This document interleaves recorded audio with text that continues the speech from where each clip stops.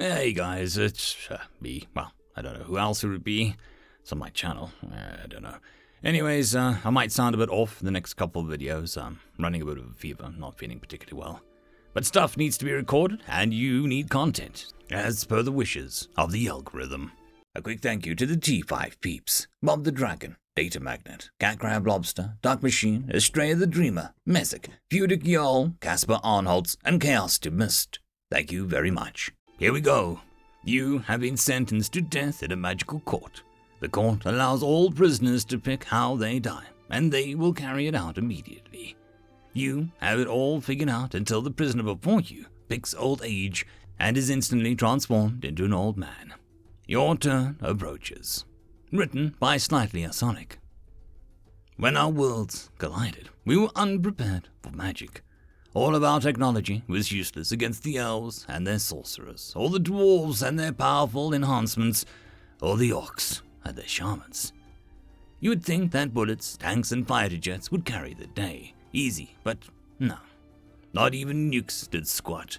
Oh, nukes worked fine, but then some dwarf would go along and purify the soil, an elf would restore nature, and a fucking orc shaman would summon the spirits of the dead back to the living world.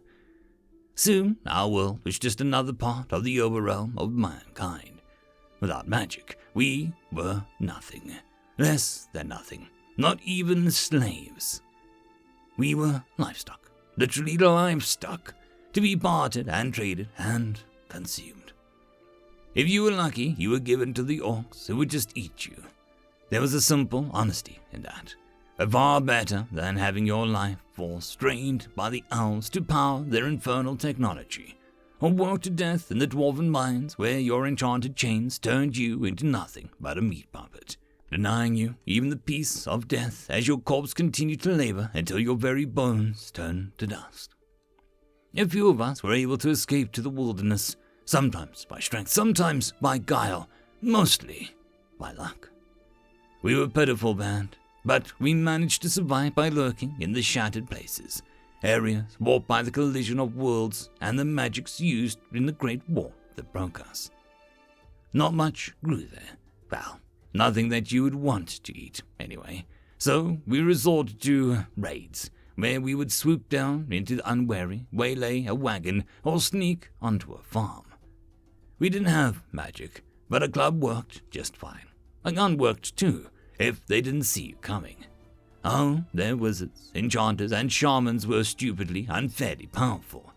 But some average pointy ear, stubby or greeny, they died just as easy as anyone else.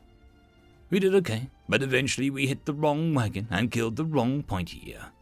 Their cousin's brother's roommate is in elf college or whatever, was some minor what's-it, and that was that. It didn't take long. They had all of us wrapped up nicely. I figured they would just fry us in one of their sultries, or whatever they called them, but that pointy ear decided to have some fun with us. He had some of those goddamn sultries all hooked up in some weird pattern and stuffed them with people, laughing at them, saying that we were why their very souls would be devoured, and then made them thank us for ending their suffering. God, I hated him for that. Then he said that since each of us thought ourselves their equal, which we didn't, we could receive their punishment. Each of us could choose how we died, and the trees would grant our wish. He then sat on a throne made of twisted living human flesh and laughed as each of us tried to come up with an escape, a paradox, or at least tried to make the death as pleasant as possible. Whatever wish anyone came up with was granted, in the worst way possible.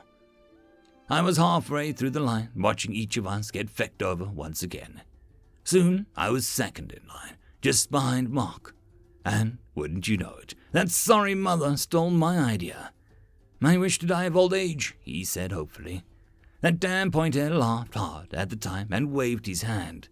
Mark turned into a rapidly vibrating blur, screaming with an impossibly high-pitched voice. I watched in horror as he screamed, unable to move, blurring ever faster and faster.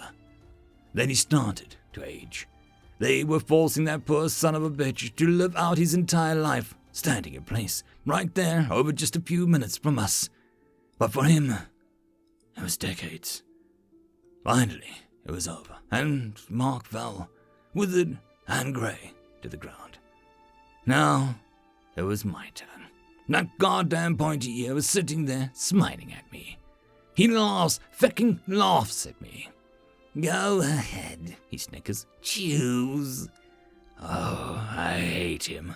I hate all of them. I hate the elves, I hate the dwarves, I hate the fucking orcs. I hate this world and any gods that let this happen to us. I want them all gone. Suddenly, it hit me. I know what to do. Our technology was worthless against him. But our science, we knew things that even that point-ear lord didn't know. Things that he wouldn't know how to stop, or twist, or pervert. I grinned at him. Well, meat, he sneered. Could I say something first? I asked, with glee building within me. Why not? He chuckled, to the amusement of all the elves who had gathered to watch the latest entertainment. I would like to tell all of you that it's been a lot of fun, I say, breaking into a manic giggle.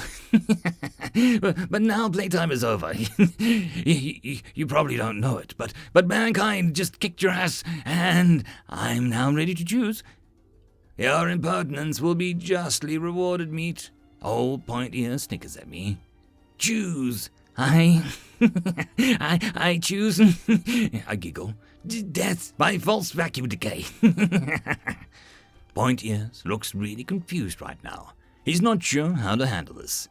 You don't mean you don't know what a false vacuum is? I sneer, laughing. Even we lowly humans know what that is. Oh, of course I know what it is. Pointy-Ear snaps and starts to wave his hand. I laugh and extend my middle fingers one last time. And that, my friends, concludes this video.